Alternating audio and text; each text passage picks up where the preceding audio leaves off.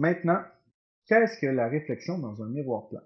Bon, tout d'abord, c'est quoi un miroir? Donc, un miroir, c'est un objet qui réfléchit les rayons lumineux de façon spéculaire pour former des images, donc les rayons parallèles restent parallèles. Et un miroir plat, c'est un miroir dont la surface est plane. Et peu importe la forme du miroir, peu importe la grosseur du miroir, peu importe l'objet qu'on regarde, les caractéristiques de l'image vont toujours être les mêmes.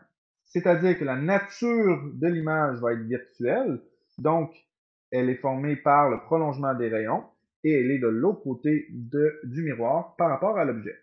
Pour le sens de l'image, ben, l'image est droite, c'est-à-dire que il y a le même sens que l'objet, donc le haut est en haut, le bas est en bas. Pour la taille, ben, l'image et l'objet ont la même taille. Et pour la position, ben, la distance est la même entre le miroir et l'objet ou l'image. Et là, on va remarquer toutes ces caractéristiques-là avec un exemple. Donc, supposons qu'on a un miroir ici, où la partie de droite est la partie non réfléchissante, et un objet. Donc, si on veut tracer l'image, donc la première étape, c'est de mesurer la distance entre une extrémité et le miroir à 90 degrés à l'aide d'une équerre. Et par la suite, je vais reproduire cette distance-là de l'autre côté du miroir, comme ça ici. Après ça, je vais répéter ces deux étapes-là avec l'autre extrémité. Donc, je mesure la distance entre l'extrémité et le miroir à 90 degrés. Je le reproduis de l'autre côté.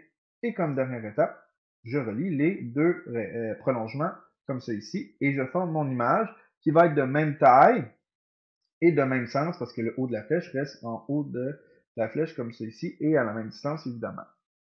Pour ce qui est des rayons, donc pour remarquer un peu la partie virtuelle de l'image, on va placer un œil comme ceci, on va tracer les rayons qui partent de l'objet pour se rendre à l'œil. Donc la première étape, c'est de prendre une extrémité et de le relier jusqu'à l'œil, comme ça ici, en s'assurant que la flèche se rend vers l'œil.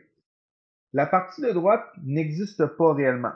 Donc, comme deuxième étape, on va effacer des parties de la ligne tracée pour la mettre en pointillé, ce qui va représenter le prolongement, comme ça ici. Troisième étape, je pars du point d'incident et je me rends jusqu'à l'extrémité de l'objet, comme ça ici. Et la quatrième étape, c'est de répéter les étapes avec l'autre extrémité. Donc, je pars de l'extrémité, je me rends jusqu'à l'œil. Ensuite, j'efface la partie de droite pour représenter mon prolongement et je pars de l'extrémité pour me rendre jusqu'au point d'incident, comme ça ici. Et je viens de tracer les rayons qui se rangent jusqu'à l'œil. À noter que on remarque vraiment la partie virtuelle de l'image, c'est-à-dire que l'image est formée par le prolongement des rayons et non pas par les rayons en soi qui ne font que se rendre jusqu'à l'œil.